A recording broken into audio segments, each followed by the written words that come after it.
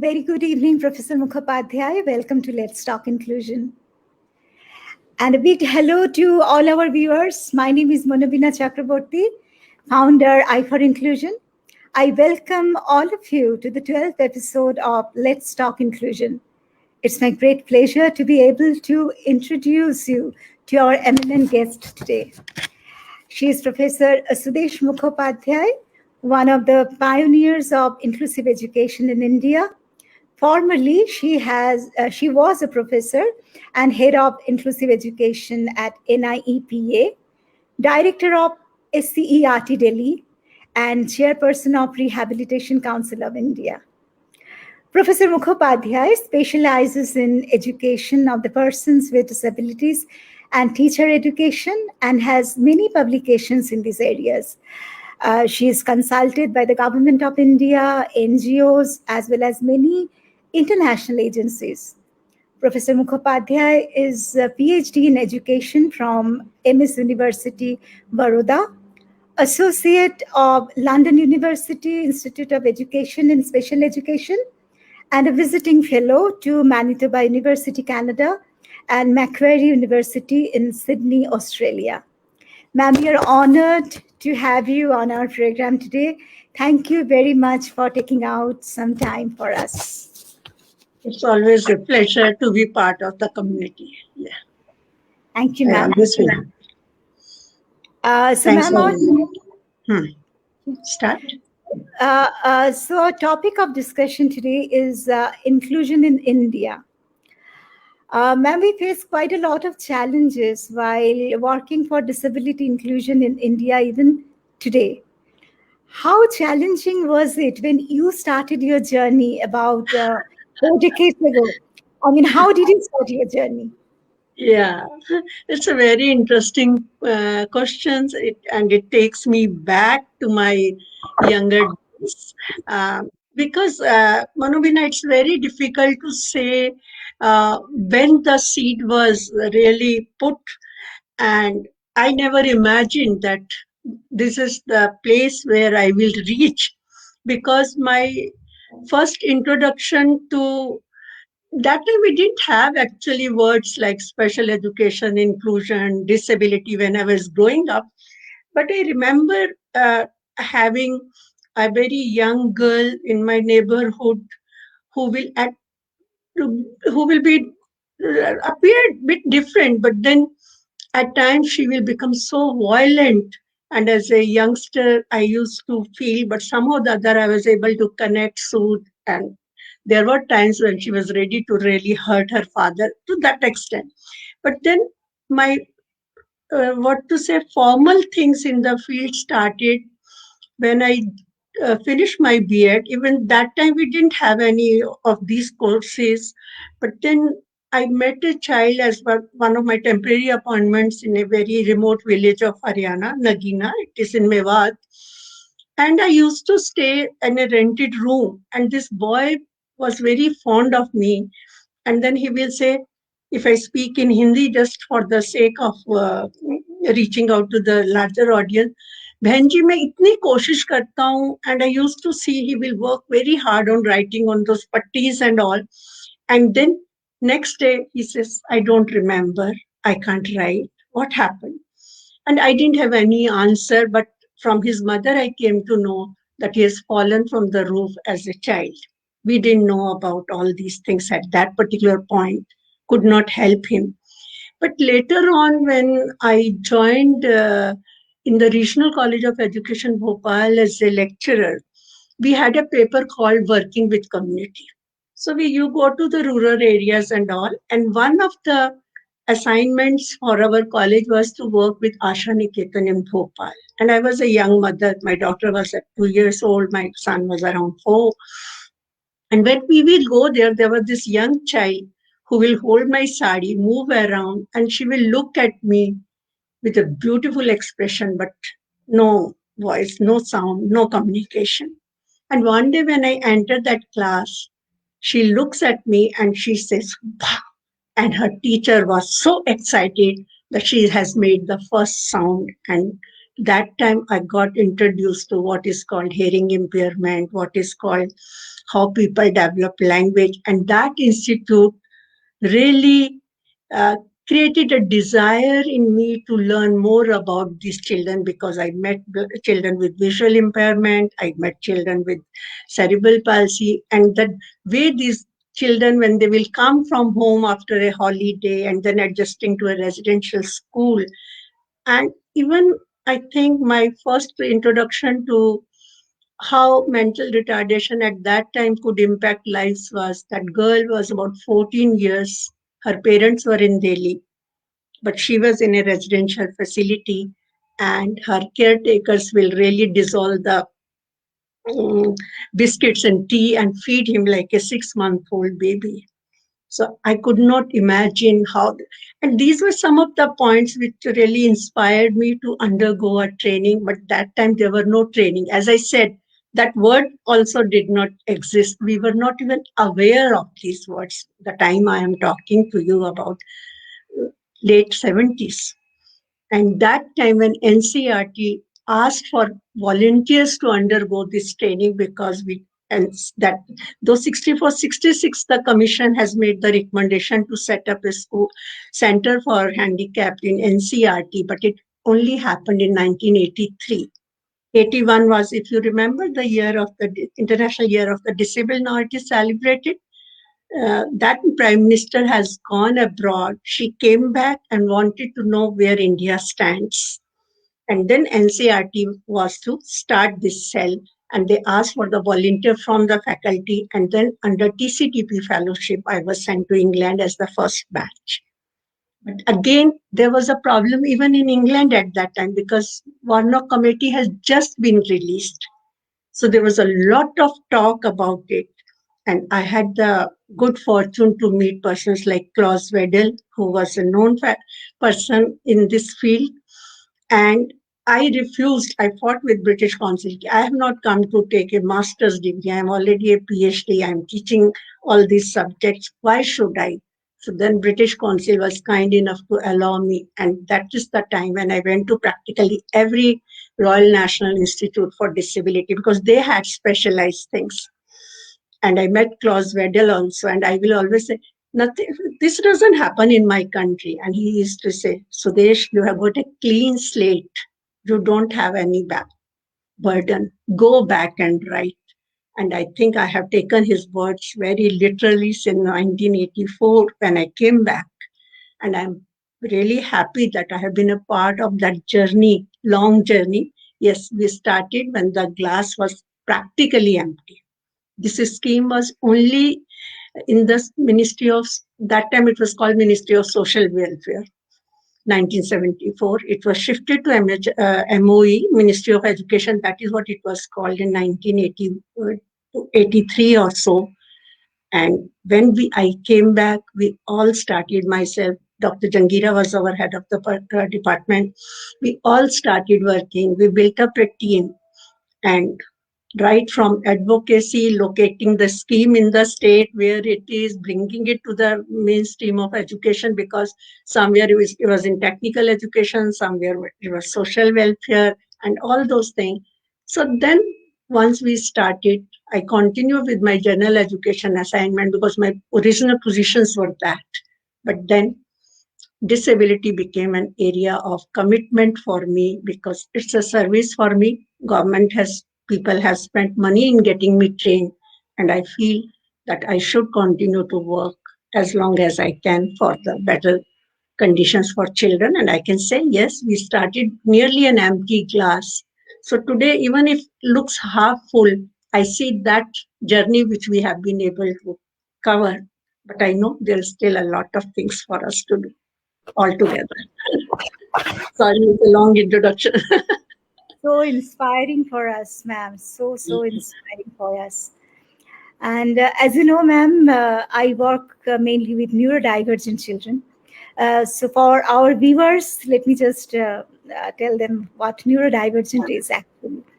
Neurodivergent refers to having a brain that functions differently from dominant accepted social standards of normal, For example, living with dyslexia and maybe being on the autism spectrum. So, coming back to you, ma'am, Hmm. what I found is that inclusion of physically disabled students in a mainstream classroom may be less challenging these days, thanks to you and your team, if the school has the right kind of infrastructure. But how practical is it to include neurodivergent students in a mainstream classroom? I'm talking about the children who are severely autistic or having learning differences like dyslexia, dyspraxia, etc. Okay.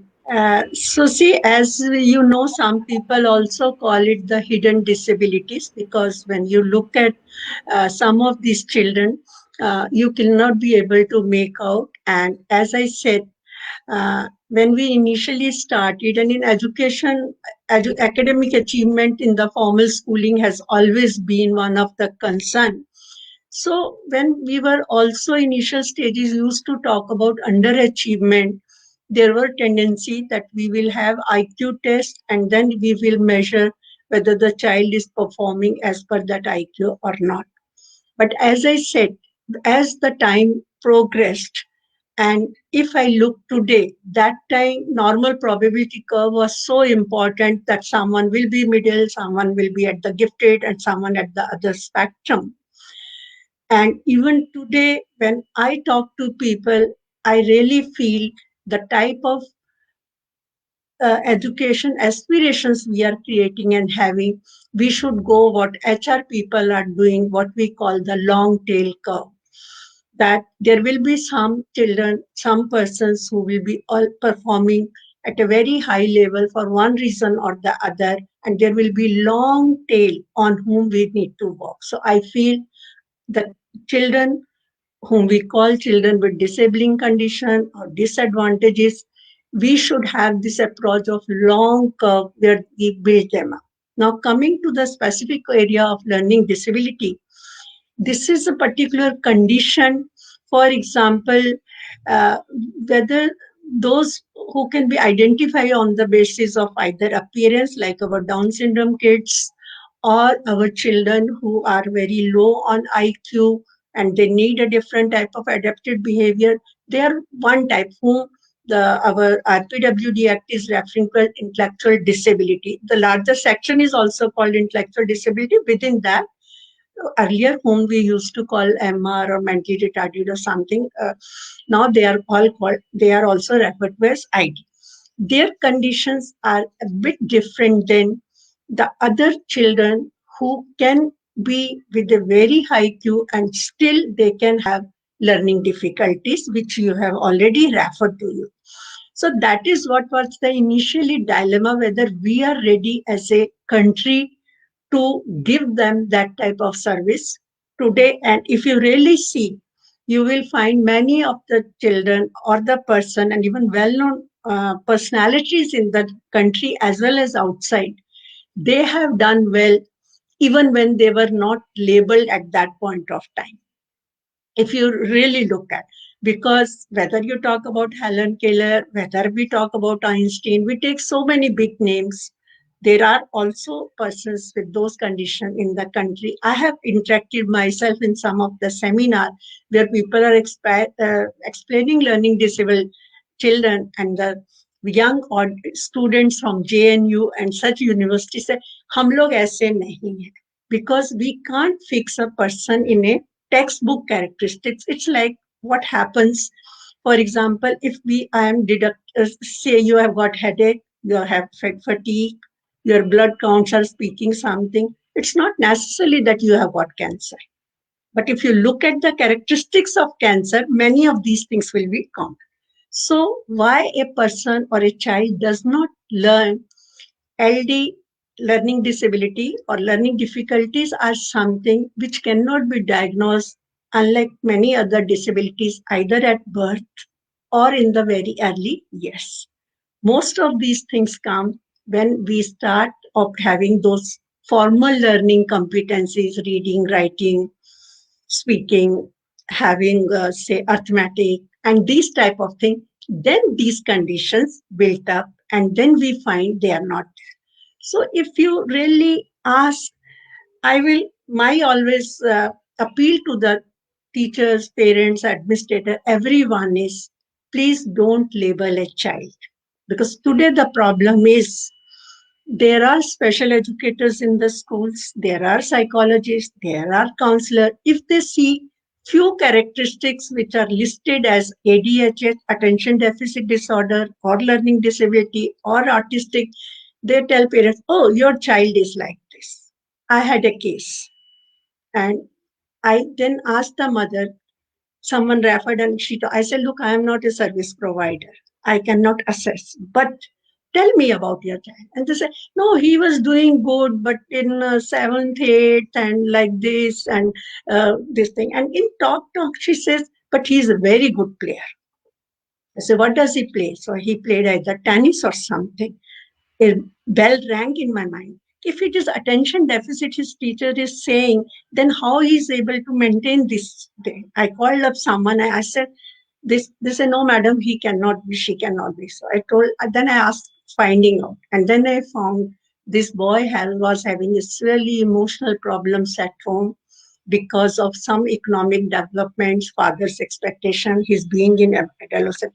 So what the point I'm trying to say is that some of these conditions may not be diagnosed till the child is 7 year old, 8 years old, 10 years old, or 11 years old. So this is where we get really scared about, without having full understanding of a spectrum. It's not a decondition, it is a spectrum, whether it's autism or this, whether we should really label them so that teachers, administrators, parents, peers, they start having a particular idea about this child, or give him a chance with some of the things which are already exist with the teacher. The first thing to be good teacher is to have empathy, try to understand your learner, to do. But yes, along with that, we need to also develop our understanding and support the child, because sometimes if a disability of this nature is diagnosed, say, when the child is already in the school somewhere in seventh and eighth, and he's lagging behind, someone asks you to get it tested, and then he finds, I have seen children who today, many private schools, I don't know, Manobina, all of you may be knowing about this also. They are running NIOS centers also along with regular. And many of these children are there. Why? Because they still come with the same bus, same peer group is there, and slowly they learn to accept. But where these facilities are not there, can you imagine what will happen to these kids? So I feel system is still not fully ready, that we, for example, if there is a child with learning disability in a rural area or somewhere in the corner of Arunachal Pradesh, I will be a worried person. So that is where my thing. Otherwise, see, at one time when we used to say you have cancer, people used to think tomorrow they are going to die. Am I right? Am I right? And today I'm sitting in front of you. I know about you. And And we are not scared anymore because we understand. So I think this is what is going to happen with all our these hidden disabilities also. As parents become more confident, as system become more confident, we as teachers become more confident, we will accept the differences with which each of us exist, and then the progress is going to be accelerated. Otherwise, we had same problem when we started with physical difficulties also. I know visually impaired children, when I had my first student in B.Ed class, imagine, my first visually impaired person was in my B.Ed class. And second was in my first year undergraduate, because regional college has got comprehensive colleges there. And this elder one was fine, but this younger one will come with a boy as a company. And we one day then I asked him, I said, why do you bring? He says, then how will I move around? And I said, no, we all are there. We didn't know buddies and all those things. No? But, and he wanted to record the lectures, and people were not ready. I'm talking about something late 70s, early 80s. Today, this blind boy is a reader in a college in Bhopal, and he is the founder of Arushi organization. But Nice. only with that understanding, when we got, so it's not that one particular disability is taking time. All conditions take time. But yes, I am a person who will never be uh, pessimist about all those things. And I will again appeal through your this forum to all the parents. Please have patience and learn to find out what your child or person can do. Build upon that particular brick, and you will have a very good person in the long run. So start from there and not with a label which says you can't do that. I think our difficulties start when we start what you cannot do rather than saying what we can do. So I'm sure all my children, all my young persons who are on this spectrum, they will have a better chance, right, starting from their families, peers, friends, and of course, schools are going to play a very significant role to become that bridge between what we know. But then, if we start with labeling, I will be a worried educator. Yes, ma'am. We really don't know, but in Saran, in our school, we generally give admission to those who are already diagnosed and Yeah, are, you can say, the classic autistic children. Those yeah, that's it. who have So, speech so delay and there the acceptance is always already there. Yes, this condition. so and no other schools actually don't give them admission, the mainstream schools. So my parents and my team members in Saransh actually wanted to know about this, that is there any government policies to include these children, maybe these Yeah, classic autistic children, in mainstream schools? We know that yes. school should deny admission if a child is autistic No, for. now they can't. Technically, they cannot. Yeah, but in reality, ma'am, the schools say that they do not have sufficient trained human resource and they deny admission. No. So, what do you See, do in as a part of rule, you cannot do. And if a parent or see in Ahmedabad itself, I do not remember this particular school now, but then there, when they started, they didn't have trained staff. They did not have trained this thing, but they asked whether BPA will help. Because if you remember when Sarv Shiksha Abhiyan and all these things started, BPA was one of the key organization which was helping the government of Gujarat. So I spent the whole day in this class. Okay, I went to a class where a child with say ID was sitting there. So I just went and I sat to the children. Immediately, the child next to him says, "Madam, arithmetic class was going on. We are doing the thing which is on the board, but he has a different sum which the teacher has written, and I am going to help him to do this." I said, "Okay, what else?" So I waited. I didn't intervene. I went to another class. Revision is going on. One girl is sitting quietly. I said, "Oh, she's not doing anything." And when I made this comment, then her friend, she got angry. No, she can't hear. That's why madam has written the questions on the blackboard. And she has already written her answers.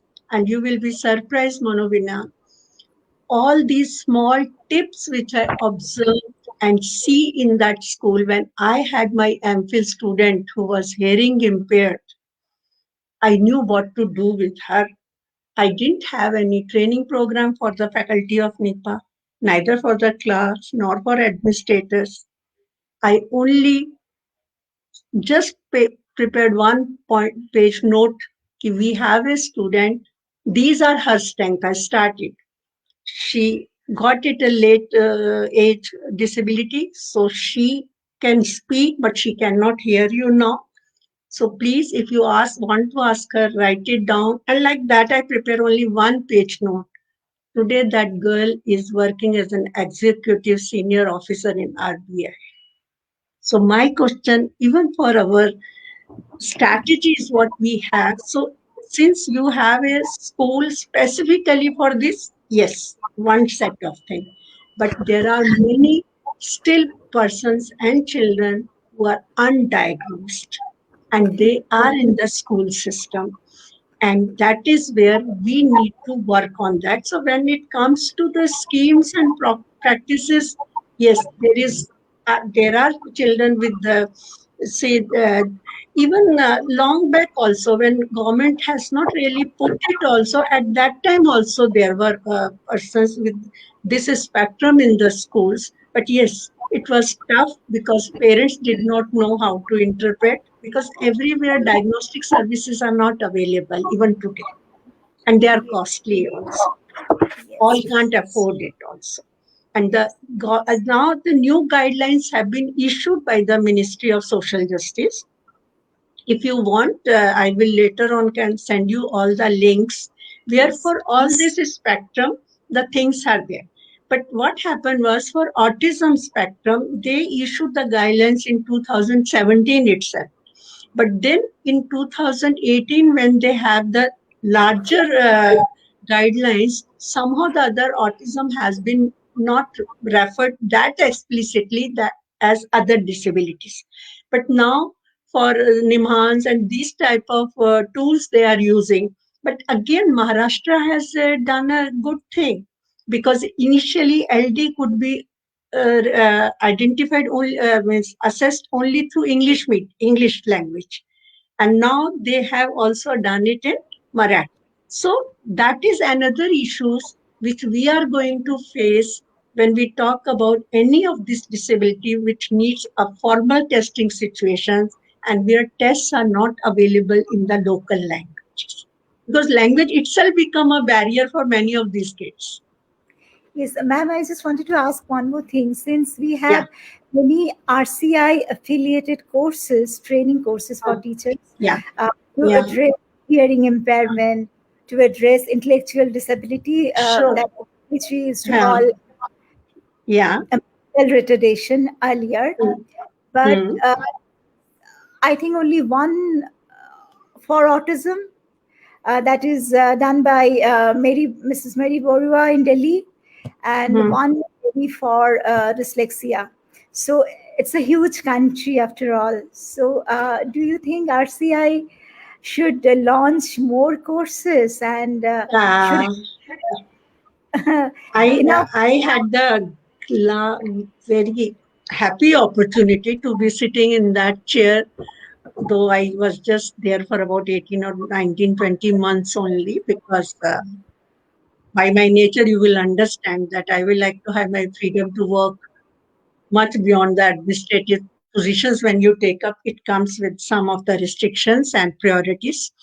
But we have now cross disability course, and the reason why we went for cross disability B.Ed M.Ed, that were the only two courses I could do in my time.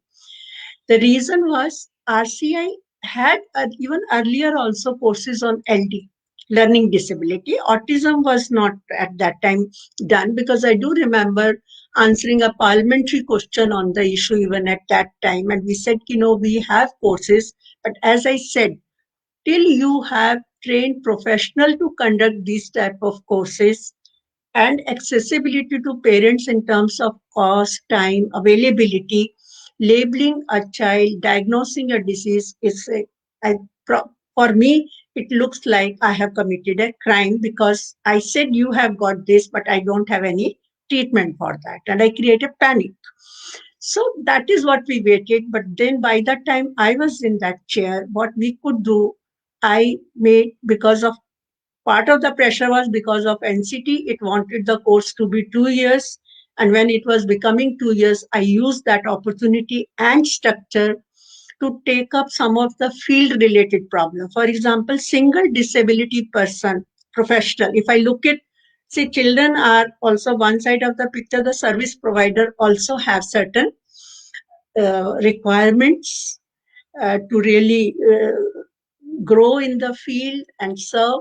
So, special educators with one disability, neither system can afford in a school, nor it's possible for him to take care of some child who comes with another condition, because disability cannot be predicted. I can't say as an administrator how many kids I am going to have.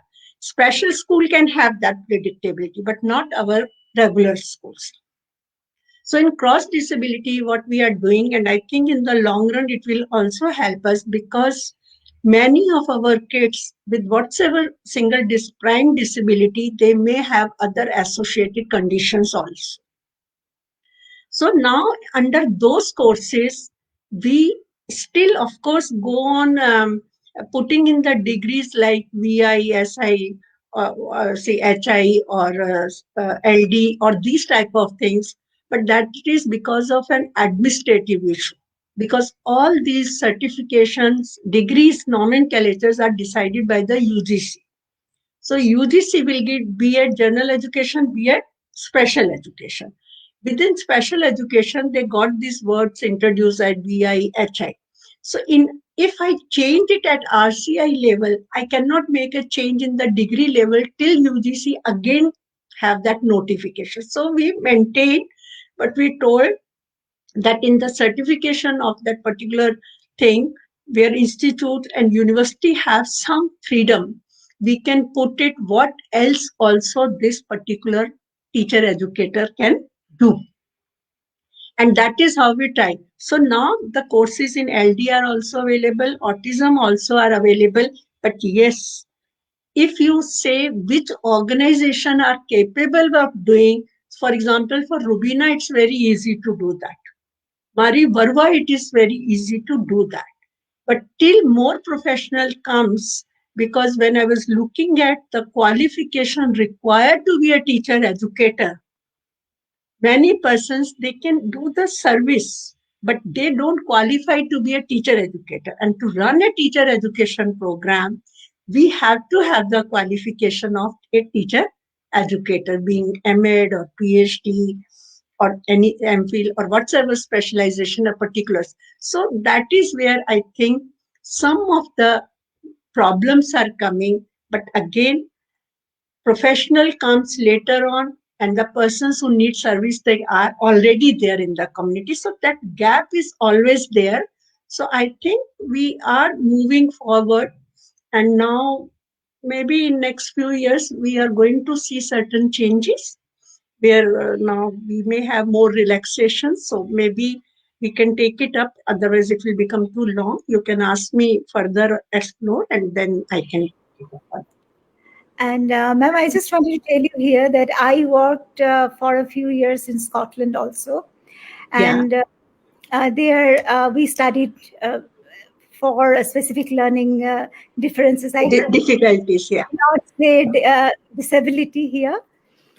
So I actually think, this is completely my personal opinion, that RCI should conduct a national level eligibility test. Please don't mind. Yeah. Before issuing a registration number to a professional. And there are a few quality training courses available on distance learning mode by reputed foreign universities, institutions. And it would be helpful if RCI allows professionals who have those foreign qualifications to sit for Yeah, that yeah. test. So, what That is your provision is there. That provision is there in the RCI. If you have a foreign qualification, you apply to them. They have a process through which even foreign qualified persons can also get the RCI's registration number. That's not a problem. It's available on the website. It has been a practice for last so many years now. That's not an issue. But conducting an eligibility test, that is where I will say, yes, it looks a good recommendation on your behalf on the face value. But if you look up, Now that is how this teacher eligibility tests have come. Okay. And if you know, and that was initially given to NCT, because the larger, and that is where we have to also understand the administrative aspects of when we say eligibility tests. It means when in the larger system, there are already spaces where these people will get recruitment. There are recruitment rules, there are recruitment agencies. Am I right? And now, in order to get a job in anywhere, because if you remember, even private institutions, they take government grants. And for taking government grants, they have to abide by the State Education Acts. And under that, certain conditions are mentioned, which are part of the recruitment procedure. So now, if TET is teacher eligibility test is made compulsory, and just now, if you look up the things, because CBSE is the main body at the central level, and now state things have also come, the pass percentage of even the so-called general education teachers is also not even 50%. It means the product which is available in the market, 50% of them are not eligible. Now, if I come back to the special education, our difficulties are of a very different nature. Number one, there is no cadre of special educators. There are special educators who hardly get 10,000 rupees a month.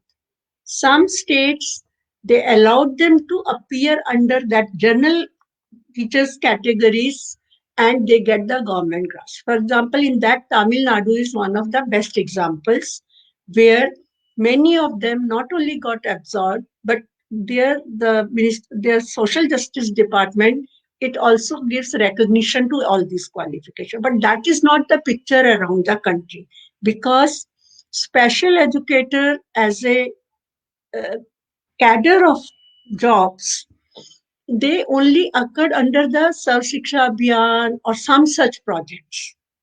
And that is why if RCI already is having problem, when they have admission tests, के लिए भी वो लोग एक test centralized test करने लगे. In my time, to some extent, I was not very keen for two reasons. Number one, the cost which it was giving to the candidates. And second thing was whether we will get enough candidates who can be available to the person. Because sometimes you have to take a decision on the basis of 100% quality and 1% service available, or sometimes 70% quality but serving 50%. So you have to create that balance. If we go with this recommendation, I just do not know whether whatsoever little support our children are able to get at this point of time, whether in near future even that window will also be open and people will not come forward to undergo training action. As such, after this 2-year B.Ed thing, even in general education, there are no candidates. Just now, even in the reputed programs like SNDT, where they have good LD program also, even you were referring to them, they run an program for the autistic and LD children in SNDT's Department of Special Education, where Rubina was also teaching at one point of time. There also this year, there are hardly any candidates. And Masters of Education, still the number goes down. So no PhDs will be there. So it will become another vicious circle.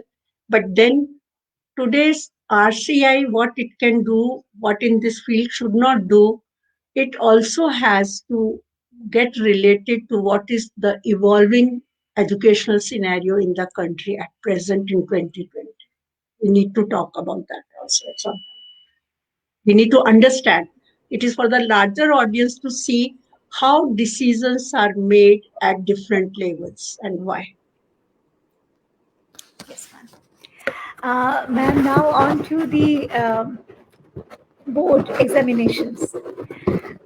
Different school examination boards in India have extended a few exemptions, concessions to spastic, visually impaired, physically handicapped, dyslexic, autistic candidates, um, as defined in the Persons with Disability Act 1995. These sanctions mainly are use of a scribe, allowing compensatory time, exemption from third language, flexibility in choosing subjects, etc. But all these are accommodations. Yeah. But do the government policies recommend any intervention for those classic autistic I was talking about previously Yeah. and dyslexic students in school? Because it's my experience. In my experience, if I ask a random language teacher in a branded private school in India what is structured literacy for a dyslexic student, no one will be able to answer. Ah, It's okay. my Terms they will not understand. so, Terms they will not understand. Yeah. intervention. Is there any policy for giving any intervention in mainstream schools for dyslexic children and young people? Yeah. See, two types of things are happening as far as the boards are concerned. I do not know. Have you seen the latest CBSE guidelines of 2020? Just go to them.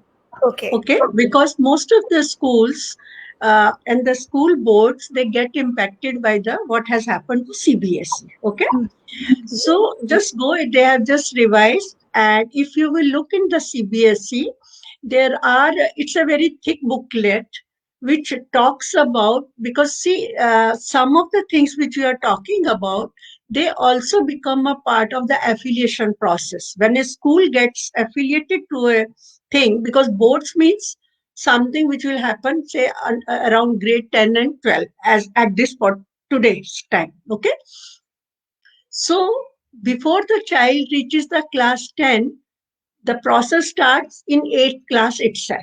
So now the CBSE new guidelines, which runs into about 230 pages, they had specific sections of what all the schools need to do. And if you look at carefully, some of the provisions about children with different disabilities are also mentioned. And there is a special chapter on that, which starts on page number 66 and all, where it tells about, number one, what type of things the schools should do. There are annexures to this. What type of relaxations will be available? And to get those relaxation, what is a parent need to do? What type of identification? What type of medical certificate? And what I was really impressed by the medical certificate was, earlier it always used to say 60% disability, 40% LD, like this. But now they have to write down what all this child can do and what are the other things that need to be supported. Now the moment board will start doing these type of things, there will be pressure on the schools to arrange for those things. So but then these are the guidelines which have just been issued, and they will be applicable from this academic year. In the back years, if you go, then I found that NIOS, where most of these children are appearing because of the flexibility of subjects, the choices which they can make, because language relaxation is only one part of that thing. Am I right? But there are other subjects also. Sometimes some children will be doing better with performance based things, where output is in a very concrete form rather than abstract form. So those type of thing. For example, some of our children with even on this spectrum, they can be good painters, but they may not be able to handle the say social studies at that level or something like that. So NOIS has given those choices, which is not available even now in the CBSE, though the 6 subject they allow you. So in that, but I think one good thing which has happened starting initially with NIOS, where I remember about 2016 or 17 or 15, I don't remember the exact year, when we insisted that some of the children, whether they're with visual impairment, hearing impairment, or our dyslexic and all these things, they should be allowed to use computers. So now computers are allowed, though there are conditions, as you all know, people will be worried that, which is happening even today with online examination, open book examination, all those type of issues are there. But then system always faces that. So I'm not worried about. Once you face a situation, you find out a solution also.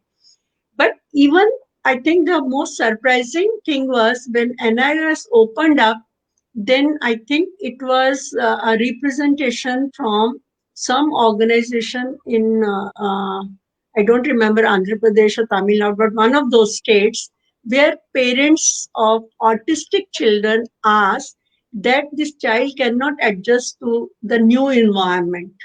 So whether a known person should be accompanied, and those conditions were also available. If you will go on, I will request all the audience also, go to the NIOS website.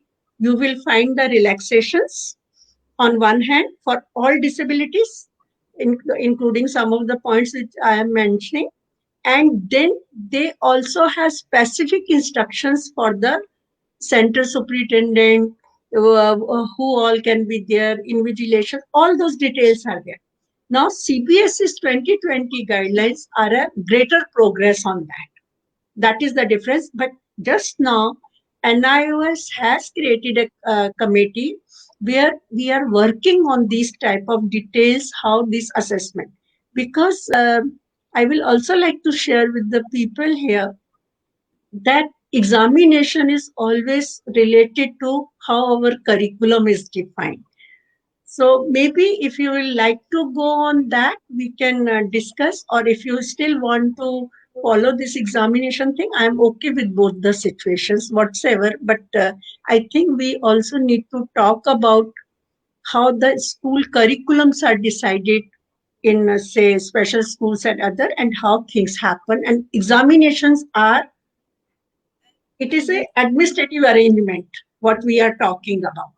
But there is something more to it, which also relates to what experiences the child has come through to that stage.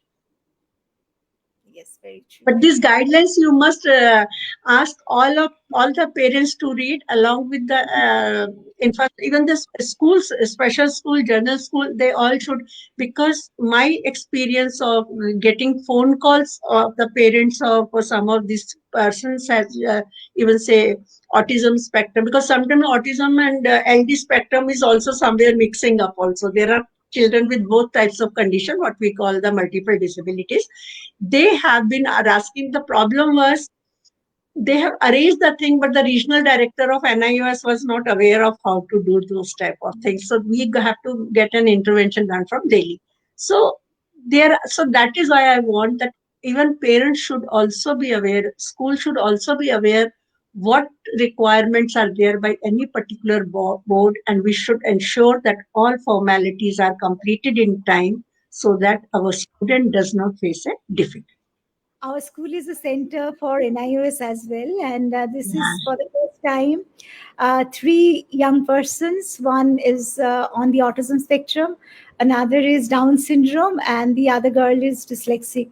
They are Very appearing good. for their board exams, class 10.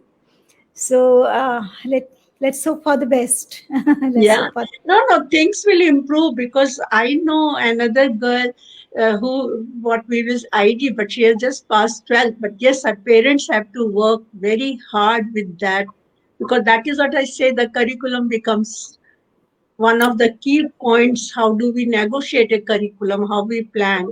So, So yes. I teach these three students English every day. This morning when Uh, I was speaking to you, I yeah. had class just after that, and what I struggle with most is their short-term memory. Yeah, that's the So thing. that is the thing. So they understand everything, uh, very good grasp sometimes what I feel, but yes, very short term. So let's hope Yeah. for the best. They are trying hard, their parents are cooperating, and we are also trying our best. Let's see. But Monobina, you also the short-term memories. Now these are the what to say identified kids that you are talking about. Am I Yes, right? yes. Yeah, But then this is something which is not in their control, and it is only through practice. But I I am know. just now helping some girl who said she's ninth fail and she's helping us in the home. And I said, and I found her short term memory is giving her a problem because she's not even operating at the level of class 4.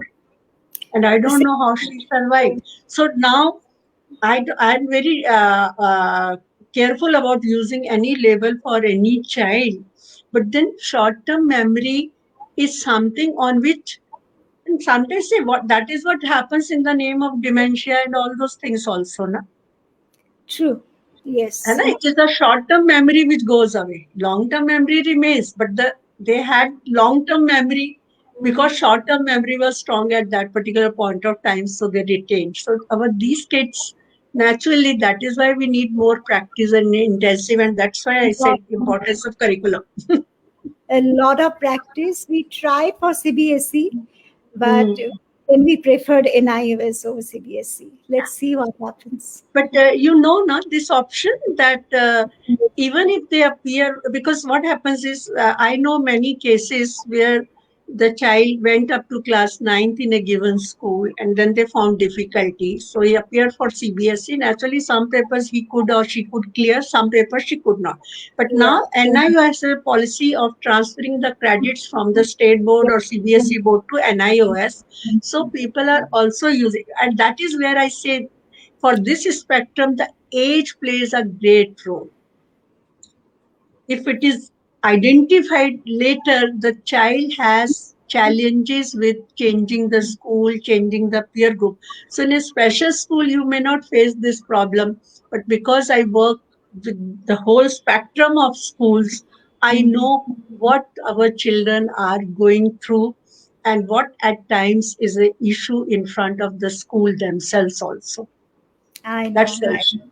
Yes, ma'am. And we don't have special schools enough to serve every child in this country. No. Dyslexic students are tagged as lazy, stubborn, or Yeah, dumb in even branded public schools. And we really do not have proper screening tools available in India. As you were saying that, yeah. yes, we have DALI, that is dyslexia assessment for languages in India, but Mm. it is available only in English, Hindi, Marathi, and Kannada, and Yeah, other that's tools are available in English only. So, in a country like ours, we have 22 official languages. So, the native speakers of all other languages stand a very slim chance of getting screened. And one cannot be given any intervention or accommodation unless one is assessed and certified as dyslexic. So, that is, that is where means another debate itself is really going on around the world only. Because if you look now, what happening is in England in recent times, because we keep they talk about the functional part of the disability rather than labeling. yes, No, yes, so and there because it's a part of a continuum of services, the things are seen bit different. But unfortunately, though we copied from many of these countries, but we are not able to come out of our medical no, definitions, and no. that is where the what I said deficit starts building up, especially for this spectrum as well as for other kids also, because you move from class 1 without having the proper literacy skills, and that will go multiplied as you go up, and that is where the whole issue of functional literacy is coming up now. Very much so. Yes. Ma'am, do you think the new national education policy will address these issues? I always say every policy is a window of opportunity. How do we use that window? It is for a number of factors. And when I come to this particular area, LD, this spectrum being one part of that total 21 disabilities, what we are talking about today in this country. In the policy, what I see, as I say, opportunity window is up till now, we were always seeing it two parallel things happening. One parallel thing is our special school channel, and one parallel thing is so called the regular schools. Today, the policy has taken both the things together because there is a statement in the RPWD Act that right to education is for every child. However, they can have a choice. And this policy says in chapter number 6 of the policy that it is in total alignment with RPWD Act. It accepts the Act. It means now time should come, it should happen that special education and so-called regular or general or whatever name you want to use, it itself is a continuum. If I need special services, there is a special school available to me. If I want to be my child to be there, because again, some of the choices are made for children by the parents and also the location where they are. Even if as a parent I want to send my child to a private special school, can I really afford? I have got research studies in Delhi. I had been following these special centers in the so-called public school. You know, it is 10 times costing more than what a regular child cost. And tell me how many parents in our country can afford this. That is the problem. So I'm not against special schools. I, if I was given a choice to write the RT Act again, I would have put all these schools as special services schools rather than calling them the special schools. Because sometimes the names, the label, even for the institution themselves, it creates a different type of discussion. Now, under this policy, because these issues are taken up right from the functional literacy, that is the first early intervention, because up till now, early intervention is never part of our education design in this country. But now you said age of 3 onwards, and there are also other things going on where even ICDS 0 to 3 may also be. The moment that is done, children will have a greater chance of being diagnosed what they are. Whether it will happen tomorrow, whether it will happen or 4 years, I'm not a worried person as long as that window of opportunity is there on which we built up what we could do starting in 1983. So I'm a very hopeful person and I call it window of opportunity. How we knock on it, it's for us to decide as a country. Then second thing, important thing which parents should also be now aware of that this science stream, commerce stream, this type of stream things in future is going to, those boundaries may not remain that strict, and some sort of internship will be also encouraged. It will have implication for higher education also. It will have the way we will prepare the special educators in near future, because I can have education as one of my prime subject and I can offer for this. Because again, in order to offer a discipline or a knowledge, first there should be enough knowledge in that particular. Am I right?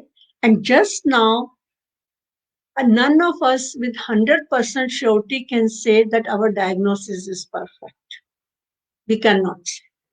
Because, as I gave you an example, I have attended Manobina, the workshops which were conducted in a school like Shriram in Delhi by an expert on LD from Australia.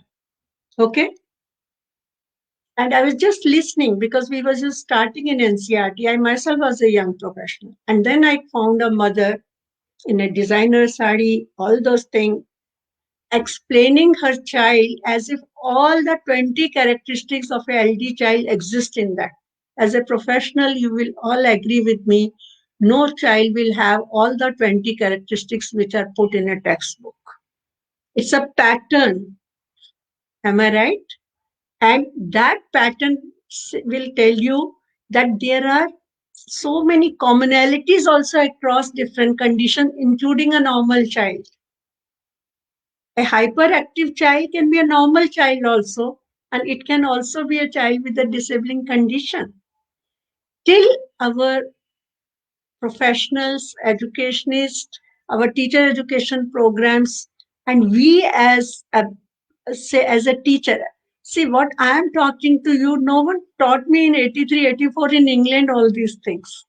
But with experience and all, I have developed my own understanding, and I started the adaptation for persons with disability as early as in 1984, 85 itself. Because my worry was when we bring these kids to our classes, what we are going to do. And today also this process. But now with digital thing, because of this pandemic, it has been accelerated, and already e-guidelines are being worked out. The document is more or less finalized. We should be having in public domain very soon, where we are going, because you must also be using a lot of technology to deal with some of the situation, because it gives you pace, it gives you flexibility, it gives you choice. And these are the requirements for each of us, especially our children on this particular spectrum. It is the pace. Am I right? Very And much. the way we give, see, for example, when I am teaching as a language, I need to have a lot of verbal things there. Am I right? Written things. But if I am teaching a science concept, I can avoid the use of so much of language. I have seen LD students in our local Indraprastha University and architecture, and she is having a lot of problems because the teacher is expecting the assignments done in the same manner in which other children are doing, and this girl can do the last stage. She can make the design, but for her to explain the steps of reaching that design, put it on paper is not easy. Court case is going on in the high court. That is why I said it's not what we put in the curriculum, it is how we negotiate the curriculum. And since this policy is saying define the learning outcomes, what do you expect from X, Y, Z stage? And then you say how you are going to assess that stage. And the way you are going to assess, give him a learning experience. And that is what I see as a very significant, this flexibility, this rethinking the way we approach the content. Today, we have content and we set a question paper and we ask, there are no choices for the alternatives also. But maybe tomorrow I can record also and send it, no? Yes, You know? very And much. it will help some of my kids, even on this spectrum. Definitely, I ma'am. need to not sit in front of you. I can record my answer and send you, and I avoid that problem of having a contact. True. है ना? Yes. But then it will need some sort of concern, some sort of commitment, some sort of integrity. Because no one can teach any one of us to be honest. We have to be honest at our own basis. Yes, ma'am. So that's my answer. Window of opportunities, how we will negotiate that window, it's for all of us who are listening, you, me, each one of us. I really have an enlightening experience today, ma'am. Thank you very much for that. And, So, ma'am, before we conclude, do you have some advice for school authorities in India? sure, they must also learn to be flexible and should not bother about being the top, because I know this 100% board results, all these results, we have done lots of studies on that. And I know how those schools so show 100% how they show it. I will not say it on this public platform, but yes, I'm a researcher also. I this thing. So my thing is a school should be known for the growth which they bring, the development which they bring to a child, not what they find what is the last milestone. Because sometimes from 10% to 40% is a greater achievement than from 90 to 100. I firmly believe this. So the day a school can do that for me, that system, that school is a quality school of what addition you can do to a child. It doesn't matter.